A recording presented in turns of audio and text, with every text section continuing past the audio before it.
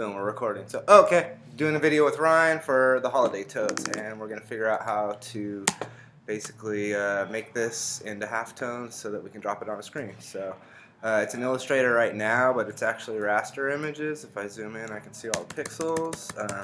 I can easily just go copy this guy or cut him out of there. Jump over to Photoshop, hit new.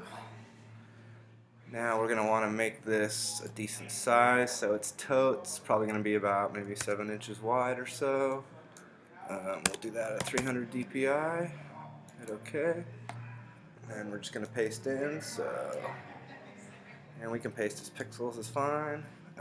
We got to hit this little checkbox to flatten it in there.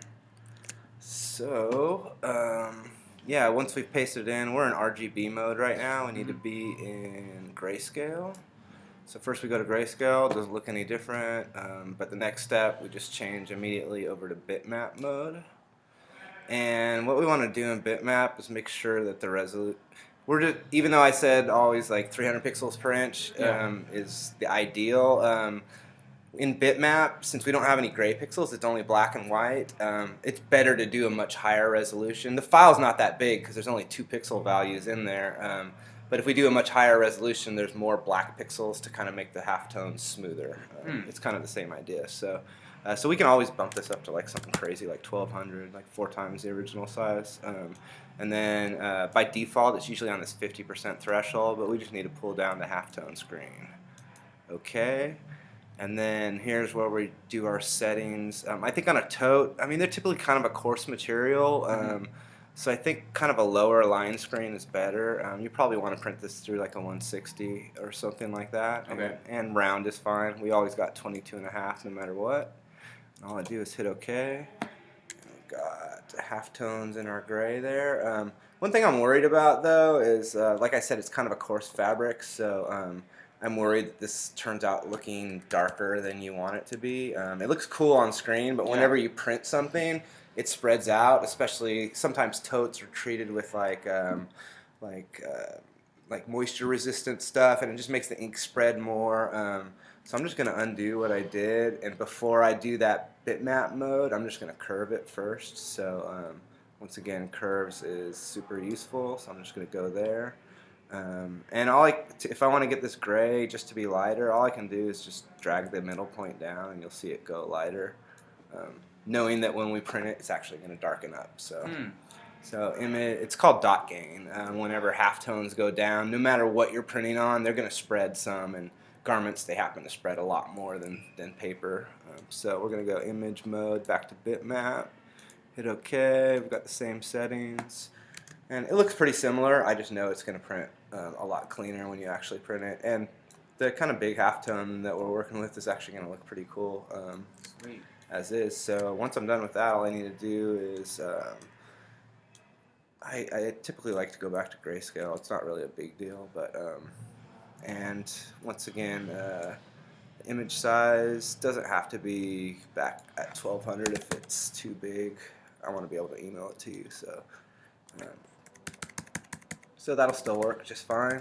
You're just going to print it as black on 1 transparency, so I'll just say File, Save As. I'm just going to make a quick folder and just save that as, I usually call my separations just set, and I saved it as a TIFF. I might as well make the film for you real quick, so let's go to just a rando film here. Is your mic on the whole time? Yeah, it's recording everything I say. Cool, so we're going to call this Ryan's Wedding Tote.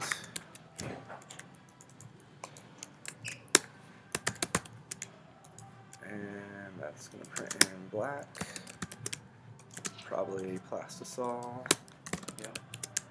Boom. I'm going to turn my guides back on and just hit File Place to drop that in. There's my sep.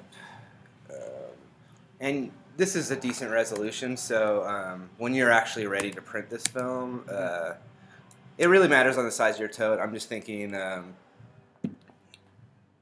I don't know how big the tote is. I mean, a lot of totes are 14 inches wide. Some are 11 inches wide. Do you know how big the tote is yet? It's the one from. It's like the typical one. Is it about like yay big or something? Yeah. Okay, Yeah. got it. So Might be in that case, 7 inches might be a little bit small. Do you have 12-inch platens? I do. Okay, got it. So Yeah. so maybe we'll make it 10 inches. Mhm. I mean, I can drag this until I actually get it big enough like that, but I just like to use Just be exact. the settings up here. And in case you don't know, this is where it scales from. So if I have the dot in this little grid at the very top middle, that'll be the anchor point, so it'll expand outwards down. So the top will stay in the right place. So I'm gonna make this. Oops. I'm gonna make this 10 inches wide. And at that point, it's pretty much ready to print. So Dude, yes. if you want, I could print you a film right here, or I could just send this file to you and you can print it yourself. I mean, whichever. If you can print it right now, that'd be great. Yeah, I mean, the way that I'd print it, I'm gonna print it. I'm just gonna save it like this so Okay. that you can have a copy of it. Okay. That's gonna be here. Cool. But since I have a rip, I'm gonna take one extra step and actually just assign this to a true spot color, so that when I hit print, let's play it that way.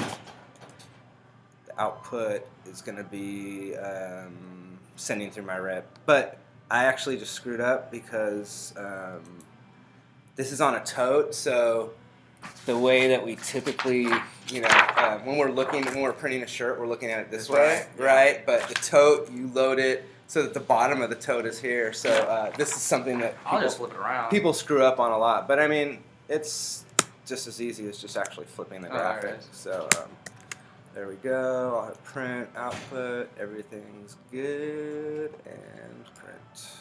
I didn't really have to set the halftone angle because I made a fake halftone already. So Nice, man. save that, and oops, make that black again. So I'm just gonna make a, where's that? I'll just zip this up and send it straight to you.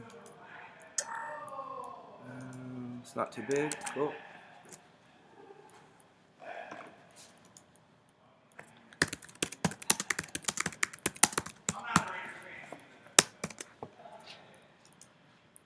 Quick and dirty.